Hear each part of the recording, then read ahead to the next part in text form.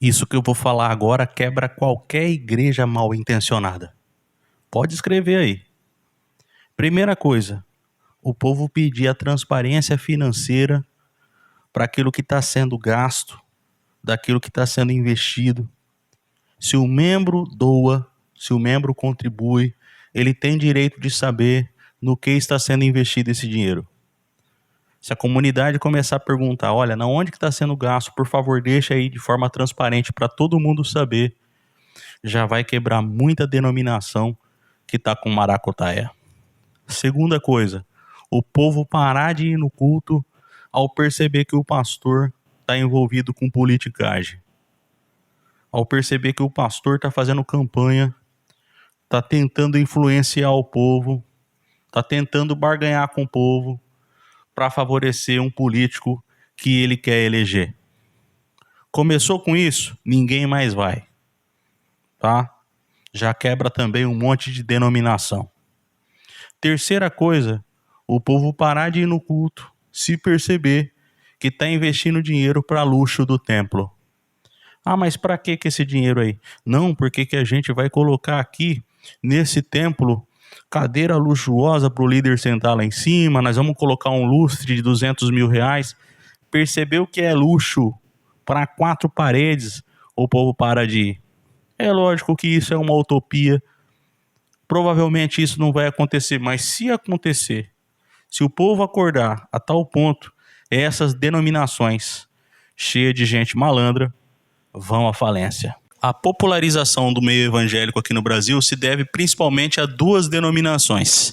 A CCB, que oficialmente nasceu em 1910, e a Assembleia de Deus, um ano depois, em 1911. As pessoas tinham então contato com outras denominações, mas não tão populares assim e não tão rápidas no seu crescimento, que eram as batistas, as congregacionais, as metodistas, as presbiterianas. Porém, o boom do movimento evangélico veio com essas 2 denominações e delas saíram muitas outras. Lembrando que o catolicismo, ele a partir de 317 se expandiu. Jesus não criou nenhuma dessas denominações, então é bom lembrar que nem o catolicismo, nem o luteranismo, nem a CCB, nem a Assembleia, enfim, Jesus não criou nenhuma dessas instituições religiosas. Isso aqui é só conhecimento histórico, tá? Mas a Igreja de Deus mesmo, ela não tem nada a ver com o lugar que ela frequenta. Tem gente de Deus, e você sabe isso através do amor com que a pessoa se comporta, em todos os lugares, dentro e fora das instituições. Mas tem gente que acredita que só é possível existir salvação dentro do templo. E estão equivocados. O que não te contaram sobre a Santa Ceia? Vamos lá. Primeiro, que não é Santa Ceia. Este nome foi inserido pela religião. É só ceia. Segundo, ela não substituiu a Páscoa, ok? A Páscoa, sim, era uma festa obrigatória para os judeus. Quem diz que a Santa Ceia é obrigatória para a igreja não entende do Evangelho. O que substituiu a Páscoa foi o próprio Cristo, como está escrito. Cristo é a nossa Páscoa. Outra coisa, quando Jesus disse, fazei isso em memória de mim, o que dá para extrair daí como exemplo é a partilha com amor, e não a continuidade da cerimônia, do ritual, ok? Deus não estabeleceu nenhum ritual, nenhuma cerimônia. O que Jesus estava ensinando quando disse fazer isso em memória de mim e partir o pão é que nós devemos repartir com as pessoas aquilo que Deus nos entrega nesta vida. É ser bom, é ajudar o próximo. Vamos lá. 1 Coríntios capítulo 11 é o texto mais conhecido sobre este assunto. Para a gente entender melhor, Paulo repreendeu os irmãos na cidade de Corinto, porque aquele pessoal estavam fazendo do jeito errado. A ceia era para ser uma reunião onde houvesse partilha, amor, não era obrigatória, mas se alguém decidisse fazer, era para ser para todos. E eles estavam deixando alguns de fora. No versículo 17 do capítulo 11, Paulo diz, olha, vocês estão se reunindo para pior. No versículo 18, ele disse, olha, está acontecendo divisões, dissensões, discórdia entre vocês, isso não é bom. No versículo 21, está escrito que enquanto uns se empanturravam de comer, outros passavam fome. Isso não é do evangelho? E lá no versículo 28, que o pessoal não entende, Paulo disse: examine-se, pois, o homem a si mesmo, e depois coma deste pão e beba deste cálice. O que é isso? Se examinar. É que eles estavam examinando os outros. Eles estavam dizendo que os que chegavam depois, os menos favorecidos, não eram dignos de participar. Então eles estavam fazendo exclusão de pessoas. Isso é o que muitas denominações fazem até os dias atuais. Quem não é batizado não pode participar, a casal amaziado não pode participar, a criança não pode participar, e não tem nada disso, tá? Se a igreja decide fazer uma refeição, todos devem ser bem-vindos. Visitantes, batizados e não batizados, casados e não casados, todos devem ser bem-vindos, ok? Mas transformaram um jantar comunitário em um ritual, em uma cerimônia separatista. E, para concluir, no versículo 33, o apóstolo Paulo disse: olha, se forem se reunir, esperai uns pelos outros. Paulo estava defendendo a harmonia e a comunhão e não um ritual. Pregador do meio pentecostal, pastor do movimento pentecostal, gosta muito na pregação de perguntar: quem está sentindo a presença de Deus, levanta a mão. Aí o que acontece? Tem o pessoal que não está sentindo nada, mas levanta a mão para não se sentir constrangido. E tem aquele pessoal que se sente um pouco emocionado, levanta a mão achando que é Deus. E tem aquela galera que não sente nada e é sincera e não levanta a mão, mas sempre fica sendo ali meio que mal visto pelos outros, né? Porque aquele irmão ali, se aquela irmã ali não está sentindo nada, é porque ele é frio, né? É frio na fé. Então, na verdade, isso não é do evangelho, tá? Porque isso é o culto aos sentidos, né? Se eu estou sentindo alguma coisa é porque Deus está. Se eu não estou sentindo nada, significa que Deus não está. Percebeu o perigo que está nisso? E aqueles que não entendem muito do evangelho se deixam levar. Pô, eu vou naquela igreja, o pastor pergunta se eu estou sentindo alguma coisa. Eu não sinto nada, então alguma coisa deve estar errada e sou eu. Não, e não é. O erro não está em você, o erro está em denominações que são muito sensacionalistas e exploram as pessoas através de suas emoções. Quanto mais emocionado você ficar, melhor para isso. Porque Deus, independentemente se você sente ou não sente, Ele é e nunca vai deixar de ser Deus. Eu pertenci à maior denominação pentecostal do Brasil e fui pregador nessa denominação, até bem requisitado. Pregava em cultos, em congressos, em campanhas. Mas essa denominação começou a me enxergar como uma ameaça quando eu passei a abordar alguns temas. Entre esses temas, os 3 que eu posso destacar aqui, eu ensino até hoje que o dízimo não é para a igreja.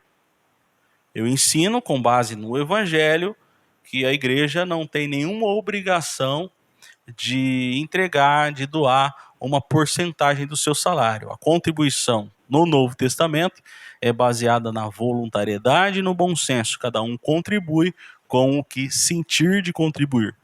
Segundo tema, eu comecei a dizer que toda contribuição deve ser bem administrada e deve também ter transparência, ou seja, os irmãos da comunidade, da igreja, devem saber o que está sendo feito com essas doações.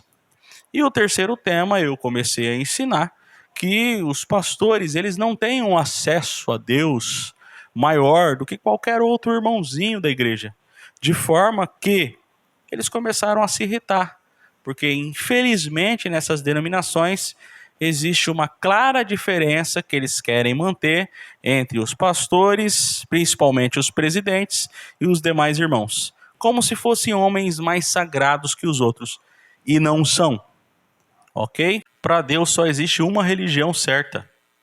Por mais que no mundo existam tantas crenças, tantos rituais, tantas religiões, tantas cerimônias, o Evangelho aponta o caminho da única religião aos olhos de Deus, que está ali em Tiago, capítulo 1, versículo 27. Aos olhos de Deus, a verdadeira e pura religião é esta, que visiteis os órfãos, as viúvas, os menos favorecidos, e os socorra em suas tribulações. e que se livrem de toda a violência e maldade que existe no mundo, ou seja, não permita que o mundo o torne uma pessoa rude, violenta e maldosa. Essa é a religião para Deus.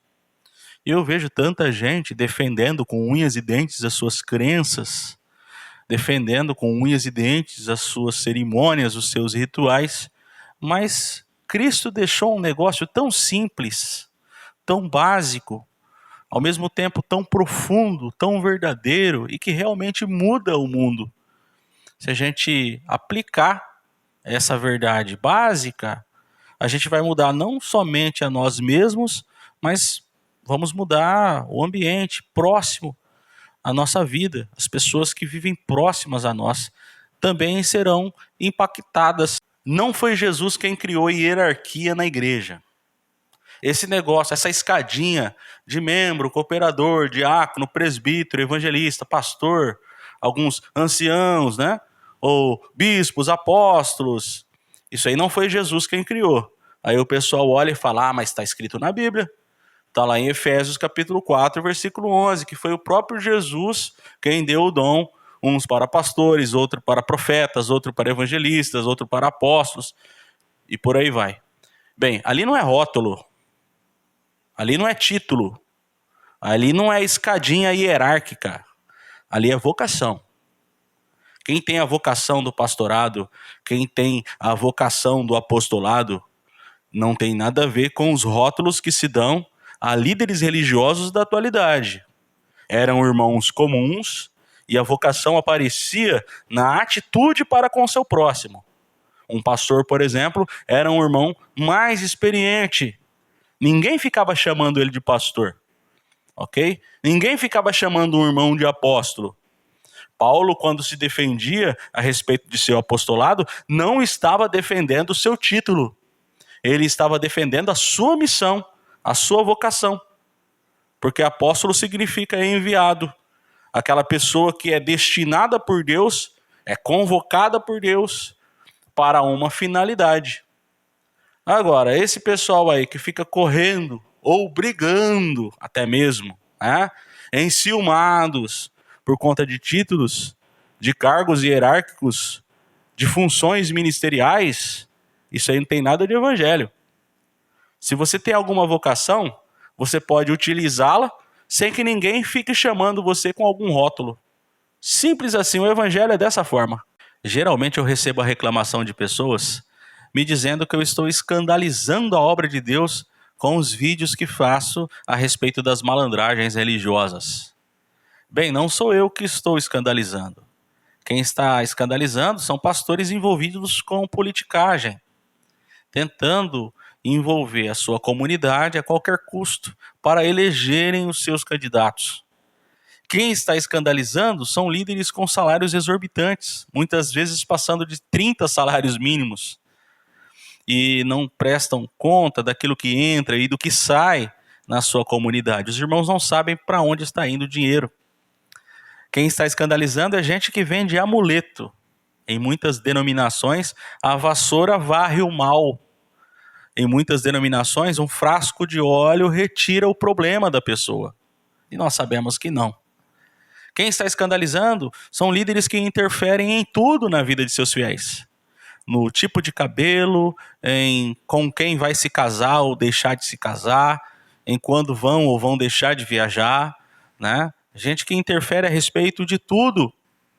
Quem está escandalizando é pessoas que dizem aos seus fiéis, se caso não contribuírem, se caso não derem dinheiro, também não serão abençoadas por Deus, e além disso, serão tocadas pelo diabo em suas finanças. Quem está escandalizando? É gente que está ensinando ao povo, por exemplo, que se eles não sacrificarem o seu 13º, doando na igreja, também não receberão a vitória. É interessante que esses líderes não sacrificam as suas mansões, né?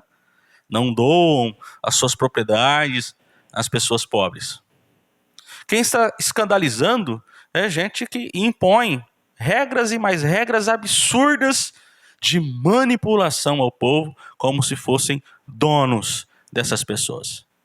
É isso que de fato escandaliza. Batismo com o Espírito Santo não é batismo com fogo. São duas experiências totalmente opostas. Mas eu vejo muito pregador aí ensinando para a igreja: olha, você precisa buscar o batismo com fogo, hein? Deus me livre do batismo com fogo. A experiência do batismo com o Espírito Santo é boa, é agradável, é positiva, uma promessa bíblica que se cumpriu. E a experiência do batismo com fogo, ela é juízo. Está no texto. Se estudassem, se prestassem atenção, eles já entenderiam, tá? Aparece lá em Mateus 3:11. Jesus vos batizará com o Espírito Santo e com fogo. Se eles perceberem o contexto geral, já vão descartar a hipótese de que o batismo com fogo seja algo bom, tá? No versículo 10, que é um versículo anterior, aparece a palavra fogo e é juízo. No versículo 12, que é o versículo posterior, aparece a palavra fogo e também é juízo. Porque somente no versículo 11 é que a palavra fogo seria algo positivo? Então não. O batismo com o Espírito Santo, sim, é uma bênção que vem àqueles que abraçam a causa de Jesus, ao amor, ao bem nesta vida, tá? E do lado oposto, o batismo com fogo é a punição que aguarda aqueles que nesta vida, conscientemente, insistentemente, deliberadamente, sempre se opuseram ao bem, sempre se afastaram da luz e do amor e abraçaram a maldade, a violência e o ódio. Então, batismo com o Espírito Santo não é a mesma coisa que batismo com fogo. Os pentecostais precisam aprender essa diferença. Embora tem muitos pentecostais aprendendo hoje, muitos ainda buscam mais aquelas bizarrices emocionais, né? Aquelas histerias coletivas. Eles se importam mais com isso, de fazer barulho, né? Mas Deus não quer ninguém parecido com um palhaço, né? Deus não quer ninguém rodando igual um peão. Então, se eu pudesse ser ouvido pelos pentecostais, eu diria a eles que parem de procurar emocionalismo e se apliquem ao estudo do evangelho simples e profundo, que isso sim muda a sua vida. Tem umas igrejas no Brasil que só sabem falar de sacrifício. Olha, sacrifica o seu 13º, traz para Deus. Sacrifica o valor que você paga em aluguel. Separa esse valor e traz para Deus. É interessante que os líderes dessas denominações muitas vezes moram em boas casas, têm seus bons carros, e você não vê eles sacrificando o que eles têm para Deus, mas gostam de pedir, né? Sem contar que esse negócio de falar de sacrifício na atualidade é pura enganação. Deus não quer mais o sacrifício de ninguém. Aparece a palavra sacrifício no Novo Testamento, lá em Romanos capítulo 12, mas não tem nada a ver de entregar algo para receber do Senhor uma recompensa, um bem, uma vitória. O sacrifício que aparece lá no Novo Testamento é a sua vida no dia a dia se aplicando ao amor. Agora, esse pessoal gosta mesmo é que os seus bens estejam não no seu bolso, mas no bolso deles. A contribuição na graça é sempre voluntária, sempre com um bom senso, sempre com coerência e sempre com transparência. A comunidade sabe em que está aplicando ou no que está sendo aplicado as suas doações. O Deus da religião não parece um pai, parece um carrasco. No mundo gospel, eu vivi neste ambiente desde criança. Eu via que tinha muita gente para condenar. Olha, Deus vai castigar, Deus vai pesar a mão, hein? E era mais ou menos assim. Se alguém bebesse uma cerveja, se alguém cortasse a ponta do cabelo, porque também não podia, se alguém assistisse televisão, porque também não podia, tinha sempre aqueles obreiros e aquelas obreiras que supostamente trabalhavam para Deus, que na verdade iam na casa das pessoas para ver o que as pessoas estavam fazendo e depois correr lá e contar para o pastor. Aí o pastor dava disciplina. A pessoa ficava de banco, perdia a liberdade na igreja, não podia cantar, não podia pregar, não podia fazer mais nada. Então, a ideia de um Deus amoroso passava longe. Era o Deus de condenação. Era o Deus de castigo, né? Parecido com um carrasco que fica o tempo inteiro aí esperando você escorregar para te jogar um mal, uma praga, Aí esse não é o Deus do Evangelho. Esse é o Deus da religião. O Deus apresentado por Cristo no Evangelho é amor, é perdão, é misericórdia, é graça, tá? E em nada se parece com aquilo que é pregado em muitas denominações até hoje, tá? Talvez não tenha essas coisas mais bizarras que eu contei, mas ainda até hoje você encontra denominação que pede que o povo preste contas do que faz ou deixa de fazer ao líder. Dizem que há uma cobertura espiritual, que a proteção de Deus na vida da pessoa vem através do líder. É tudo falácia, tudo mentira. 7 absurdos muito comuns no mundo gospel que, se você ficou muito tempo neste meio, com certeza você viu acontecer e ficou muito triste com tanto engano. Absurdo número 1, culto de aniversário de pastor, onde o membro tinha que ajudar colocando grana para a festa. Se não colocasse grana, ficava mal visto pelos outros.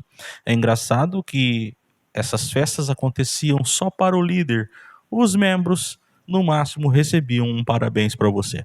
Absurdo número 2, quadro dos dizimistas ou o quadro dos não dizimistas. Quem contribui recebe menção honrosa. Quem não contribui muitas vezes é visto como inadimplente neste meio.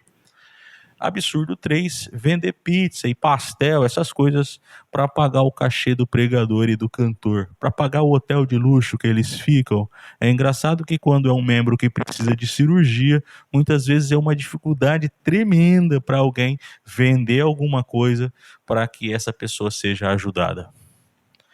O absurdo número 4, agradar membros ricos com funções e departamentos. Chega uma família rica, os líderes já vão inventando funções para colocar eles para liderar, com a finalidade de segurá-los o maior tempo possível nessa comunidade, a fim de que eles injetem dinheiro na liderança, ok?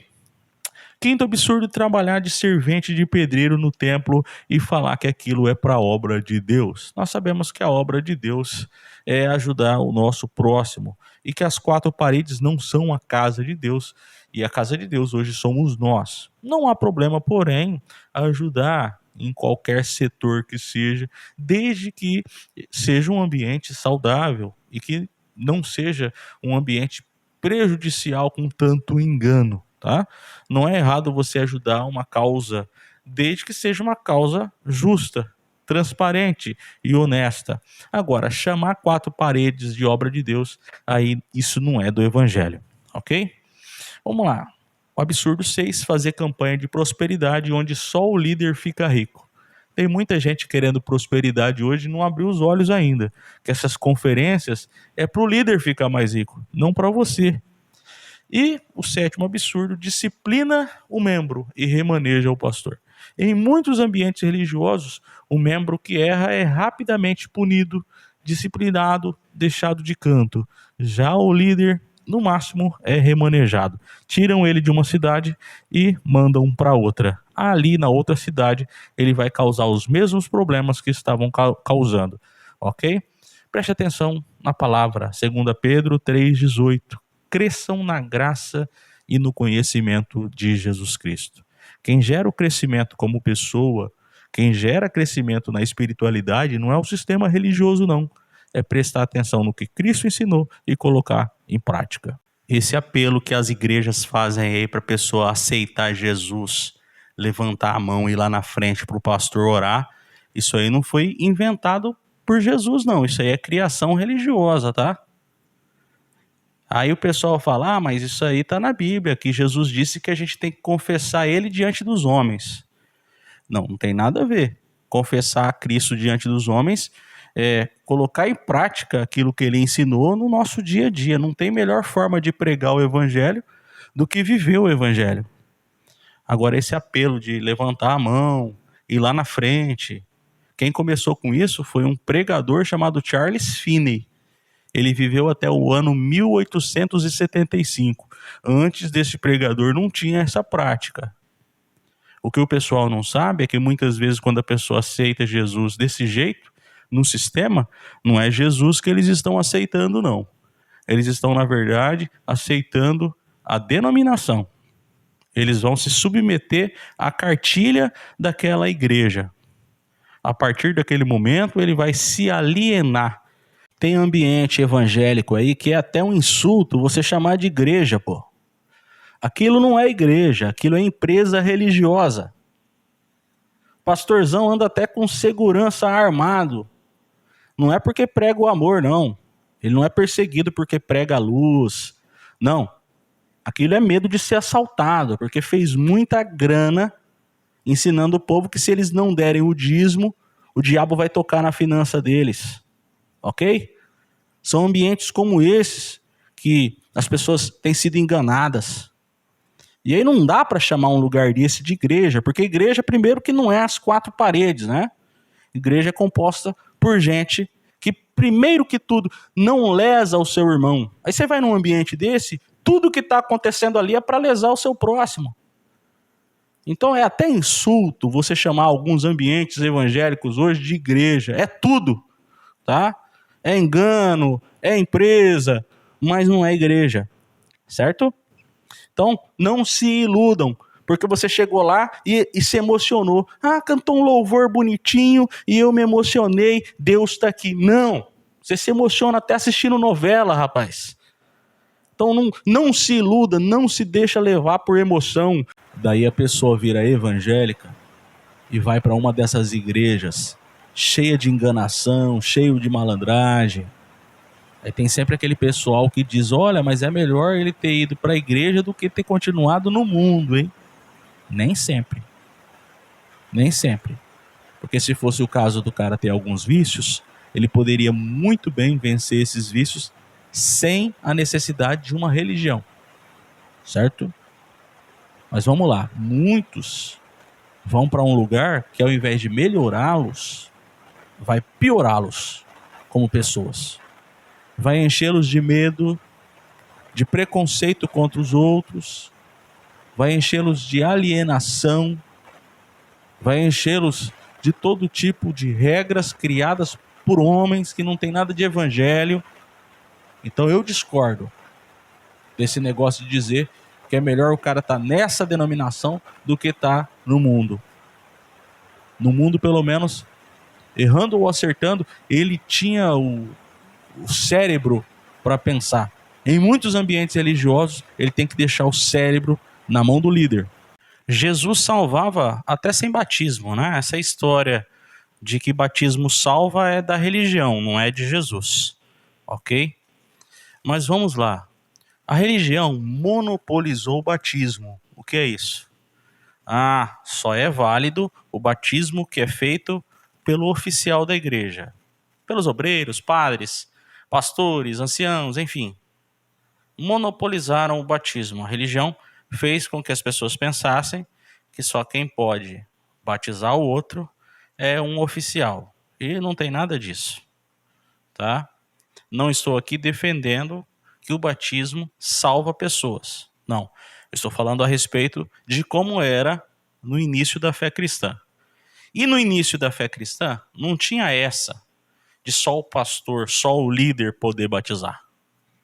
Qualquer irmãozinho podia batizar. No caso, o pai podia batizar o filho cristão, ou o filho podia batizar o pai cristão. E aí as pessoas começaram a entender, né? Lá no passado, os figurões da religião institucionalizada entenderam que se isso continuasse acontecendo, logo as pessoas poderiam se dizer cristãs, seguidoras de Jesus, mas não estarem filiadas ao sistema. E isso era problema para eles, né? Porque, afinal de contas, é interessante que as pessoas estejam vinculadas a uma religião oficial para serem consideradas de Deus, para serem consideradas cristãs, tá? Mas essa ideia, repito, afirmo categoricamente, não é uma ideia do evangelho. Isso aí é invencionice religiosa da pior espécie para fazer as pessoas, né, cada vez mais estarem aprisionadas, vinculadas, tá, adestradas no sistema religioso. Mas o batismo cristão ali, inicial, tá?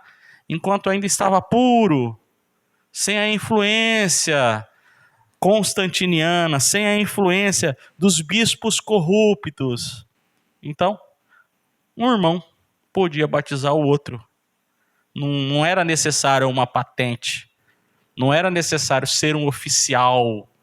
Aliás, esse negócio de oficial é para o exército, né? Para a igreja, todos somos do mesmo tamanho. Nós fomos nivelados em Cristo pela graça. O maior título que a gente pode receber de Deus é o de irmão. Porque o título de irmão nos torna família, né? Mas isso daí não contenta, não deixa a religião feliz, não. Porque a religião quer ser dona das pessoas e enxergar as pessoas como um numeral. Tem 9 métodos, 9 truques que as denominações usam para levar as pessoas para lá, tá? Esses 9 truques são emocionalismo, levar a pessoa à emoção. Se arrepiar para a pessoa significa que Deus está ali. Infelizmente, não significa. E muita gente se deixa levar pela emoção e não pela razão ou pela consciência do evangelho. Segundo, senso de proteção. A pessoa acredita que enquanto estiver dentro daquela denominação, estará sendo protegida por Deus. Ou seja, para essa pessoa, a proteção está ligada a um espaço geográfico e não a Deus. Terceiro, medo. A pessoa tem medo do diabo, medo do inferno, medo de perder a salvação, medo do diabo tocar em suas finanças. Enfim, medo leva as pessoas para se filiarem a essas denominações ou impedem que elas saiam de lá. Outra coisa, tradição familiar. Toda a família da pessoa sempre foi dessa denominação. Ela está vendo que está tudo errado, que tem muita coisa ali que é incoerente, mas continua ali porque a sua família é de lá. Você pode continuar amando a sua família sem estar nesse ambiente prejudicial. Outra coisa, profecias. Foi profetizado que ela precisa continuar naquele lugar para receber a grande bênção. É mentira. Outra coisa, holofotes. Quando uma pessoa quer continuar naquela denominação para se tornar um grande pregador, uma grande cantora, para atrair fama, holofotes. Isso acontece principalmente no meio pentecostal e neopentecostal. Outra coisa, modismo, tá? Uma denominação muitas vezes fica grande e quem sabe por conta da sua metodologia, e aí um monte de gente vai para lá. Aí as pessoas começam a acreditar que lá é o local da bênção. Vira a igreja da moda no momento. Mas quando a pessoa chega lá, o pastor prega que você tem que dar o dízimo, tem um monte de culto pago, tem que dar primícia, tem maldição hereditária, tem um monte de bizarrice, tá? E aí você, se for sábio, vai enxergar que um templo estar lotado nunca significou a aprovação divina, tá? Outra coisa, episódios de curas. A cura, na Bíblia, nós somos informados que vem pela fé.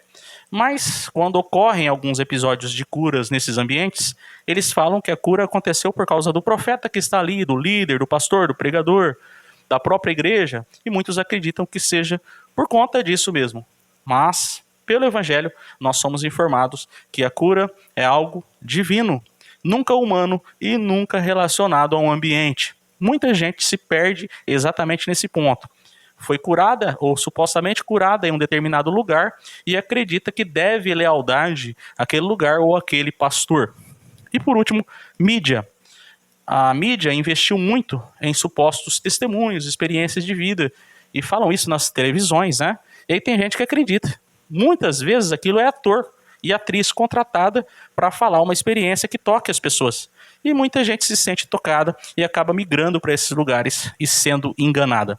Então fique atento, tá? E não se deixe levar por essas enganações. A pessoa que não fala em línguas estranhas em muitas igrejas, ela é deixada de lado, ela é desprezada, ela é vista como alguém que ainda falta alguma coisa. Porque em muitas denominações, quem é muito valorizado é a pessoa que fala em línguas. Mesmo que não tenha caráter nenhum. Pode ser um péssimo exemplo. Mas se lá no templo, no horário do culto, a pessoa grita em línguas, aí ela é vista como cheia do Espírito Santo. Tá? E muitas vezes essas pessoas ficam deprimidas. Essas que são deixadas de lado por não falar em línguas. Né? Porque a pessoa, ela vê o seu dia a dia, e tem muita gente sincera, né? mas que quando chega no culto, sempre recebe aquela palavra. Tá faltando alguma coisa em você, hein? E é esse pessoal que prega isso, usa como referência Atos 2, olha lá, ó, Atos 2, batismo com o Espírito Santo é o falar em línguas. Não tem nada a ver. O falar em línguas foi um dom. O batismo com o Espírito Santo é o acesso que Deus liberou a pessoas comuns, que antes só reis, sacerdotes, profetas e juízes é que tinham esse acesso. Então o batismo com o Espírito Santo é acesso concedido. O falar em línguas é dom, é uma coisa à parte, tá? Mas o povo não sabe explicar e desvaloriza, deixa de canto, e às vezes essas pessoas se deprimem em ambientes onde o falar em línguas e o gritar é super valorizado. Tá? Então, graças a Deus, muita gente tem aberto os olhos e saído desses ambientes, né? Porque esses ambientes geralmente adoecem pessoas. Uma coisa bizarra que acontece em muitas igrejas é o culto de aniversário do pastor. Já viu isso? É desse jeito. Aí o pessoal prepara uma palavra de bajulação e leva um envelope cheio de dinheiro para dar de presente para o cara. Tá? E não tem só o culto do aniversário do pastor, né? Tem o culto do aniversário da mulher do pastor e às vezes dos filhos do pastor também. Quem patrocina são os próprios irmãos, tá? E às vezes, quando o negócio é muito bizarro, a festa de recepção acontece em dois ambientes. Para o povão, coxinha, risole, e para os demais, né, para a elite, para o pessoal mais da alta, em um outro ambiente tem um jantar, tá? Um pouco mais sofisticado. Isso acontece muito no Brasil. E o pessoal sabe que eu estou falando a verdade, tá? É um culto de bajulação ao homem. Não tem nada de Deus, não tem nada de evangelho, certo? Muitas vezes nem pregação tem. E quando é uma pregação, quando ocorre uma pregação, essa palavra também é de bajulação. É um negócio maluco que acontece em muitos ambientes religiosos. Tem gente que não ama a Bíblia. Tem gente que adora ela, o livro. Faz uma oração e diz assim: ó Deus, onde eu colocar o dedo quando eu abrir a Bíblia, é o Senhor falando comigo. De modo que uma vez eu vi, passou até na TV, o pastor que pediu uma palavra e supostamente Deus mandou ele adulterar com uma membra da igreja. É claro que isso foi malandragem, mas em muitos lugares é pura ignorância. Tem muita gente ignorante ao ponto de entender que os textos mais duvidosos da Bíblia, se ele orar e foi aquele texto que ele colocou o dedo, é uma direção de Deus para a vida dele. Tem gente que acha que o livro seja a palavra de Deus. Não entendeu ainda que o livro aponta para a palavra, mas a palavra, de fato, é uma pessoa, é Cristo, é muito maior que o livro, é muito abrangente que um livro, é muito mais sólida do que um livro. E tudo aquilo que se alinha com Cristo, e você vai encontrar isso em amor, em graça, em atitudes de bem, aí sim é a palavra de Deus. Agora, o livro contém muito texto que vai ser usado, que pode ser usado por gente maldosa e que pode enganar gente indouta, gente que não sabe o que de fato significa o texto. É recente agora o pessoal jejuando em um país da África para encontrar com Jesus, jejuando até a morte.